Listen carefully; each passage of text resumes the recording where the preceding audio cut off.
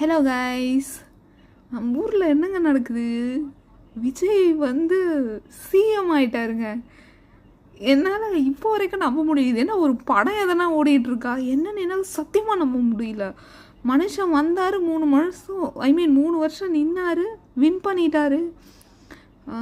எனக்கு ரொம்ப ப்ரௌடாக இருக்குது, என்ன சொல்கிறதுனே தெரியல. அப்புறம் இன்னொரு விஷயம் என்னென்னா, மற்ற எதிர்கட்சிகள் இருப்பாங்க இல்லையா, யாருன்னா டிஎம்கே கட்சிகள், என்டிகே கட்சிகள், யாராக வேணா இருக்கட்டும். ஒன்று சொன்னாங்க இன்றைக்கி என்கிட்ட, அவர் ஒரு 5 மாதம் தாக்கு பிடிக்கிறாரா பார்க்கலாம் அப்படின்னாரு. இல்லை, நான் ஒன்று கேட்டுக்கிறேன், இவ்வளோ அடிவதப்பட்டு கஷ்டப்பட்டு இல்லாத பேச்சு, இவன் குடும்பத்தையே வச்சு கிழிச்சிட்டாங்க, என்னென்னவோ அசிங்கமாலாம் பேசிட்டாங்க. அதை மீறி ஒருத்தர் வந்துட்டு சிஎம் ஆயினார்னா அவர் வந்து நாட்டை மோடிக்கிட்ட கொடுத்துட்டு போயிடுவாரா? ஏங்க கொஞ்சம் பேசிக்காக யோசிங்க, பேசிக் நாலேஜ் இது. வேறு என்ன சொல்கிறாங்கன்னா, இவெல்லாம் தாக்கு பிடிக்க மாட்டான், ஓடி போயிடுவான், மோடிக்கிட்ட விற்றுட்டு ஓடி போயிடுவான்னா, இதெல்லாம் என்ன ஒரு பேச்சுன்னு எனக்கு தெரியல. ஃபஸ்ட்டு நிற்க மாட்டான் நீங்கள், ஜெயிக்க மாட்டான் நீங்கள், டெபாசிட் வாங்க மாட்டான் நீங்கள், இப்போ சிஎம் ஆன பிறகு இதை சொல்கிறாங்க. எதுவுமே கண்டுக்காதீங்க, விஜய் நின்று இருக்காரு, நம்ம தான் வின் பண்ண வச்சுருக்கோம். என்ன ஒரே ஒரு ஞாபகம் மட்டும் வச்சுக்கோங்க, நம்ம வின் பண்ண வச்சுருக்கோம். ஸோ விஜய் கண்டிப்பாக மக்களுக்கான தேவை எல்லாத்தையும் பூர்த்தி செஞ்சே ஆகணும்.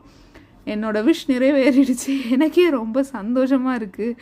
ஏன்னா எனக்கே அவ்வளோ ஜாலியாக இருக்குது, என்ன சொல்கிறதுனே தெரியல, செம்ம ஜாலினாலாம். ஸோ அடுத்த விஷயம் எனக்கு என்னென்னா, விஜய் மக்கள் எல்லாத்தையுமே விஜய் கண்டிப்பாக பூர்த்தி பண்ணணும். அவரோட ஃபேஸில் அந்த கலை வந்துடுச்சா, சிஎம் கலை வந்துடுச்சா என்னன்னு எனக்கு கமெண்ட் பண்ணுங்கள். விஜய் சிஎம் நான் எப்போ ஊருக்கு வரணும், அப்போ நம்ம தமிழ்நாடோட சிஎம்மாக விஜய் இருப்பார். இதுக்குன்னே எப்படா ஊருக்கு கிளம்பலான்னு இருக்குது. பார்ப்போம் அடுத்த 5 வருஷம் விஜயோட ஆட்சி எப்படி இருக்குது அப்படின்ட்டு. I hope it will be great. So let's see guys. நிறைய எம்எல்ஏஸ் வின் பண்ணியிருக்காங்க, அவங்களுக்கும் மை ஹார்ட்டி கங்க்ராச்சுலேஷன். இப்போ இந்த பொண்ணு இருக்காங்க பார்த்தீங்களா, சிவகாசியில் ஒரு 29 years கேர்ள் வின் பண்ணியிருக்காங்க. அது ரொம்ப ஆச்சரியமான விஷயம். ஸோ எல்லாருக்கும் என்னுடைய வாழ்த்துக்கள். என்ன பேசுகிறதுனே தெரியலங்க, ஏன்னா ரொம்ப சந்தோஷமாக இருக்குது. ஒரு மனுஷன் வந்தான், நின்னான், சொன்ன மாதிரி ஜெயிச்சான்.